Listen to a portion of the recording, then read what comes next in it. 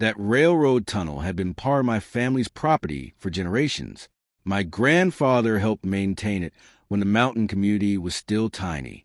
Nobody ever imagined the HOA would one day try to seal it. Over the years, the land around the tunnel became a large residential community. Luxury homes appeared across the mountain slopes. Eventually, an HOA was created to manage the neighborhood. One afternoon, Karen Whitmore showed up with several HOA documents. She told me the tunnel was no longer convenient for the neighborhood. Then she said the HOA wanted it permanently sealed. Karen said the HOA board had approved the closure. I asked her where the property agreement gave them that authority. She couldn't show me anything. The next morning, I heard construction equipment near the tunnel. A contractor had arrived with materials to close the entrance. They were already preparing to put up a permanent barrier.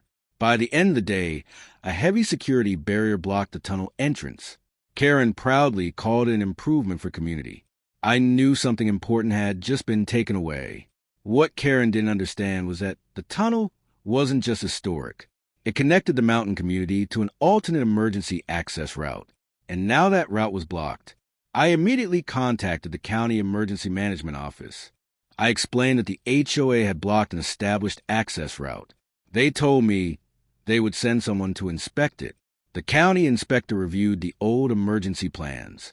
Then he looked at the sealed tunnel and immediately became concerned. The route was listed as a critical secondary access point. The inspector told me the closure had to be reviewed immediately. The mountain community depended on more than one evacuation route. Then he looked toward the hills and said, "We need to prepare for the worst." The county inspector ordered the situation reviewed, but Karen still refused to remove the barrier.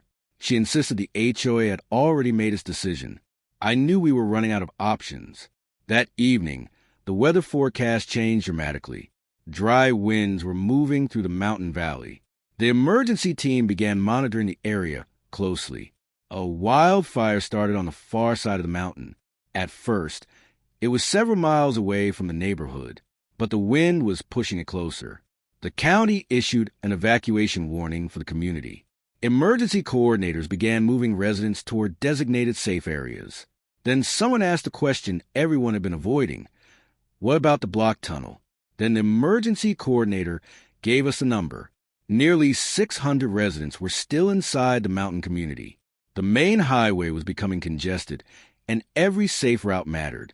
The emergency team calculated that conditions could change rapidly.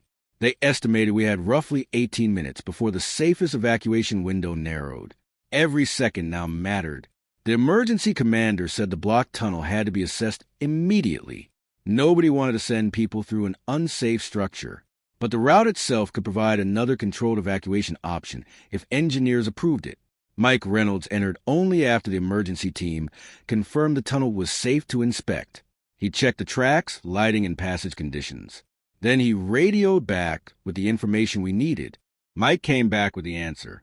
The tunnel was structurally suitable for a controlled emergency passage, but only trained personnel could manage the evacuation. With emergency authorization in place, train crews began opening the blocked entrance. Nobody rushed inside.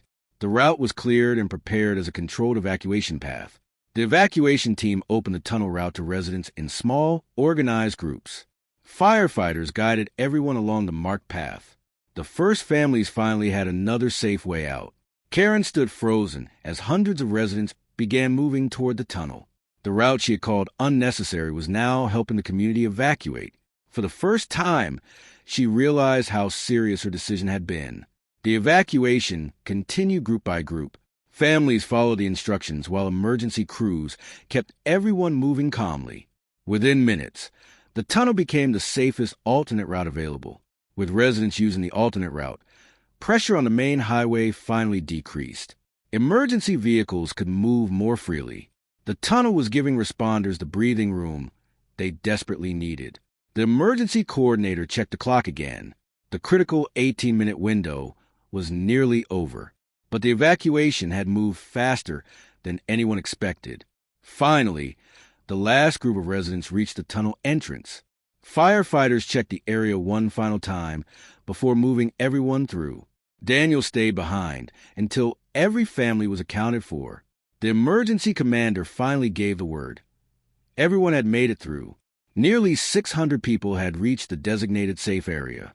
The tunnel had given them the time and access they needed. Karen eventually walked over to me. Without her